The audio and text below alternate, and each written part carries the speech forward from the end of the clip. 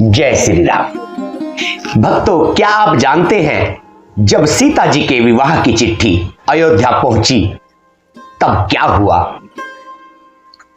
प्रभु की रामायण जी का आनंद जिसने भी लिया उसने जीते जी स्वर्ग पा लिया। जो भी भक्त प्रेम भाव से इसे सुनते हैं उनका जीवन सुखमय हो जाता है। आइए कथा प्रारंभ करते हैं। प्रेम से बोलिए सीताराम भगवान की जय। खूब जोर जोर से बाजे बजने लगे। कहां? जनकपुरी में। सभी ने मनोहर मंगल साज सजे, सुंदर मुख और सुंदर नेत्रों वाली तथा कोयल के समान मधुर बोलने वाली स्त्रियां झुंड की झुंड मिलकर सुंदर गान करने लगी। जनक जी के सुख का तो वर्णन ही नहीं किया जा सकता, मानो जन्म का दरिद्री धन का खजाना पा गया हो। सीता जी का भय जाता रहा। वे ऐसी सुखी हुई जैसे चंद्रमा के उदय होने से चकोर की कन्या सुखी हो जाती है। जनक जी ने विश्वामित्र को प्रणाम किया और कहा, प्रभु ही की कृपा से श्री रामचंद्र जी ने धनुष तोड़ा है। दोनों भाइयों ने मुझे कृतार्थ कर दिया। हे स्वामी, अब तो जो उचित हो सो कहिए। मुनि ने कहा, हे चतुर नरेश, सुनो, यो तो विवाह धनुष के अधीन था। धनुष के टूटते ही विवाह हो गया। देवता, मनुष्य और नाग सभी को यह मालूम है। तथापि तुम जाकर अपने कुल का जैसा व्यवहार हो, ब्राह्मणों, कुल के बूढ़ों और गुरुओं से पूछकर और वेदों में जो वर्णित हो जैसा आचार हो वैसा ही करो। जाकर अयोध्या को दूत भेजो जो राजा दशरथ को बुला लावे। राजा ने प्रसन्न होकर कहा, हे कृपालु, बहुत अच्छा। और उसी समय दूतों को भेजकर बुलावा दिया। फिर सब महाजनों ने बुलाया और सबने आकर राजा को आदर पूर्वक सिर नवाया। राजा ने कहा, बाजार, रास्ते, घर, देवाले और सारे नगर को चारों ओर से सजाओ। जय श्री राम। महाजन प्रसन्न होकर चले और अपने अपने घर आए। फिर राजा ने नौकरों को बुला भेजा और उन्हें आज्ञा दी कि विचित्र मंडप सजाकर तैयार करो। विचित्र मंडप। जय श्री राम। यह सुनकर वे सब राजा के वचन सिर पर धरकर और सुख पाकर चले। उन्होंने अनेक कारीगरों को बुला भेजा जो मंडप बनाने में कुशल और चतुर थे। उन्होंने ब्रह्मा की वंदना करके कार्य आरंभ किया और पहले सोने के केले के खंभे बनाए, हरी हरी मणियों के पत्ते और फल बनाए तथा पद्मराग मणियों, माणिक के फूल बनाए। मंडप की अत्यंत विचित्र रचना देखकर ब्रह्मा का मन भी भूल गया। बांस सब हरी हरी मणियों के सीधे और गांठों से युक्त ऐसे बनाए जो पहचाने नहीं जाते थे कि मणियों के हैं या साधारण। सोने की सुंदर गाल नागबेली पान की लता बनाई जो पत्तों सहित ऐसी भली मालूम होती थी कि पहचानी नहीं जाती थी। उसी नागबेली के रचकर और पच्चीकारी करके बंधन बांधने की रस्सी बनाई गई। बीच बीच में मोतियों की सुंदर झालरें हैं। माणिक, पन्ने और हीरे फिरोजे इन रत्नों को चीर कर अर्थात कोर कर और पच्चीकारी करके इनके लाल, हरे, सफेद और फिरोजी रंग के कमल बनाए। वाह! भोरे और बहुत रंग के पक्षी बनाए जो हवा के सहारे गूंजते और कूजते थे। खंभों पर देवताओं की मूर्तियां गढ़कर निकाली जो सब मंगल द्रव्य लिए खड़ी थी। जय श्री राम। गजमुक्ताओं के सहज ही सुहावने अनेक तरह के चौक पुराए। नीलमणि को कोर कर अत्यंत सुंदर आम के पत्ते बनाए। सोने के बोर अर्थात आम के फूल और रेशम की डोरी से बंधे हुए पन्ने के बने फूलों के गुच्छे सुशोभित हैं।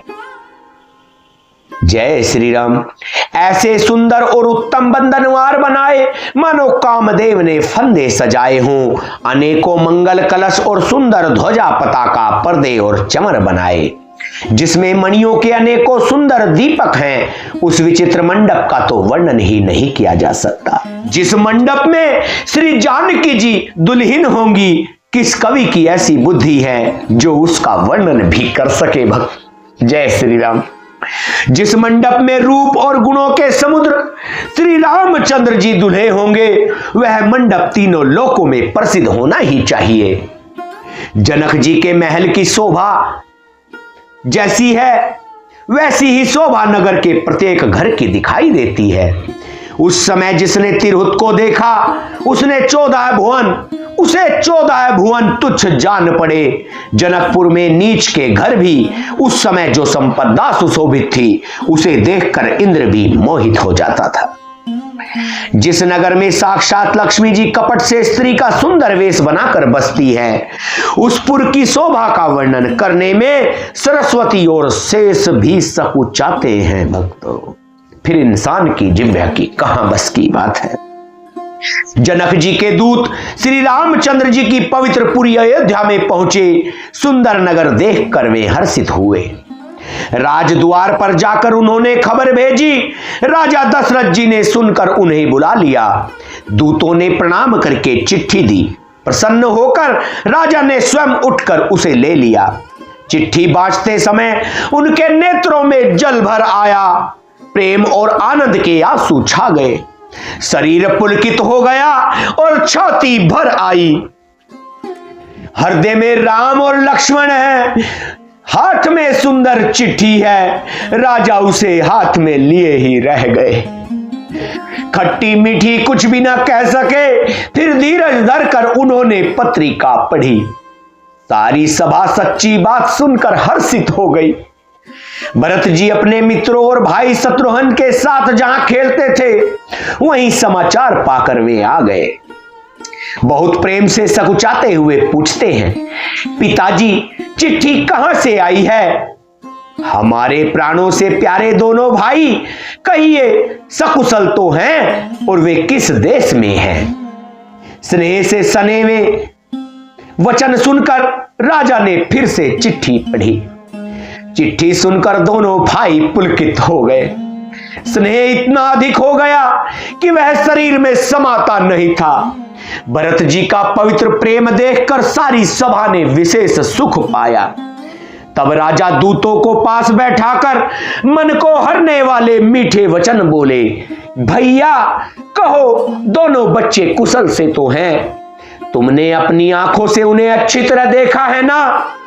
सांवले और गोरे शरीर वाले वे धनुष और तरकस धारण किए रहते हैं। किशोर अवस्था है, विश्वामित्र मुनि के साथ हैं। तुम उनको पहचानते हो तो उनका स्वभाव बताओ। राजा प्रेम के विशेष वश होने से बार बार इस प्रकार पूछ रहे हैं। भैया जिस दिन से मुनि उन्हें लिवा ले गए, तब से आज ही हमने सच्ची खबर पाई है। कहो तो महाराज जनक ने उन्हें कैसे पहचाना? ये प्रेम भरे वचन सुनकर दूत मुस्कुराए। दूतों ने कहा, हे राजाओं के मुकुटमणि, सुनिए आपके समान धन्य और कोई नहीं है, जिनके राम लक्ष्मण जैसे पुत्र हैं, जो दोनों विश्व के भूषण हैं। आपके पुत्र पूछने योग्य नहीं है। वे पुरुष सिंह तीनों लोकों के प्रकाश स्वरूप हैं, जिनके यश के आगे चंद्रमा मलिन और प्रताप के आगे सूर्य शीतल लगता है। भक्तों, हे नाथ, उनके लिए आप कहते हैं कि उन्हें कैसे पहचाना? क्या सूर्य को हाथ में दीपक लेकर देखा जाता है? सीता जी के स्वयंवर में अनेकों राजा और एक से एक बढ़कर योद्धा एकत्र हुए, परंतु शिव जी के धनुष को कोई भी नहीं हटा सका। सारे बलवान वीर हार गए। तीनों लोकों में जो वीरता के अभिमानी थे, शिव जी के धनुष ने सबकी शक्ति तोड़ दी। बाणासुर जो सुमेरु को भी उठा सकता है, वह भी हृदय में हार कर परिक्रमा करके चला गया। और जिसने खेल से ही कैलाश को उठा लिया था, वह रावण भी उस सभा में पराजय को प्राप्त हुआ। बोलिए गुरुदेव भगवान की। हे महाराज सुनिए, वहां ऐसे ऐसे योद्धा हार मान गए। रघुवंश मणि श्री रामचंद्र जी ने बिना ही प्रयास शिव जी के धनुष को वैसे ही तोड़ डाला, जैसे हाथी कमल की डंडी को तोड़ डालता है। बोलिए सीताराम भगवान की। धनुष टूटने की बात सुनकर परशुराम जी क्रोध भरे आए और उन्होंने बहुत प्रकार से आंखें दिखलाई। अंत में उन्होंने भी श्री रामचंद्र जी का बल देखकर उन्हें अपना धनुष दे दिया और बहुत प्रकार से विनती करके वन को गमन किया। हे राजन, जैसे श्री रामचंद्र जी अतुलनीय बली हैं, वैसे ही तेज निधान फिर लक्ष्मण जी भी हैं, जिनके देखने मात्र से राजा लोग ऐसे कांप उठते हैं जैसे हाथी सिंह के बच्चे के ताकने से कांप उठते हैं। जय श्री राम। हे देव, आपके दोनों बालकों को देखने के बाद अब आंखों के नीचे कोई आता ही नहीं, हमारी दृष्टि पर कोई चढ़ता ही नहीं। प्रेम प्रताप और वीर रस में पगी हुई दूतों की वचन रचना सबको बहुत प्रिय लगी। सभा सहित राजा प्रेम में मग्न हो गए और दूतों को निछावर देने लगे। उन्हें निछावर देते देखकर यह नीति विरुद्ध है ऐसा कहकर दूत अपने हाथों से कांद मुंडने लगे। धर्म को विचार कर उनका धर्म युक्त बर्ताव देखकर सभी ने सुख माना। तब राजा ने उठकर वशिष्ठ जी के पास जाकर उन्हें पत्रिका दी और आदरपूर्वक दूतों को बुलाकर सारी कथा गुरु जी को सुना दी। सब समाचार सुनकर और अत्यंत सुख पाकर गुरु बोले, पुण्य आत्मा पुरुष के लिए पृथ्वी सुखों से छाई हुई है। जैसे नदियां समुद्र में जाती हैं, यद्यपि समुद्र को नदी की कामना नहीं होती, वैसे ही सुख और संपत्ति बिना ही बुलाए स्वाभाविक ही धर्मात्मा पुरुष के पास जाती हैं। तुम जैसे गुरु ब्राह्मण गाय और देवता की सेवा करने वाले हो, वैसी ही पवित्र कौशल्या देवी भी हैं। तुम्हारे समान पुण्य आत्मा जगत में न कोई हुआ और न ही होगा और न होने का ही है। हे राजन, तुमसे अधिक पुण्य और किसका होगा, जिसके राम सरीखे पुत्र हैं और जिसके चारों बालक वीर विनम्र धर्म का व्रत धारण करने वाले और गुणों के सुंदर समुद्र हैं। तुम्हारे लिए सभी कालों में कल्याण है, अतएव डंका बजाकर बारात सजाओ और जल्दी चलो। गुरु के ऐसे वचन सुनकर हे नाथ बहुत अच्छा कहकर और सिर नवाकर दूतों को डेरा दिलवाकर राजा महल में गए। बोल सीताराम भगवान की जय। कथा को लगातार सुनने के लिए दिव्यवाणी के इस मंच पर बने रहें। सभी राम भक्त कमेंट में अपने भाव जरूर लिखें। दिव्यवाणी के इस चैनल को सब्सक्राइब करें, वीडियो को लाइक करें, शेयर करें और कमेंट में जय श्री राम जरूर लिखें। जय श्री राम भक्तों, कल्याण अवश्य होगा।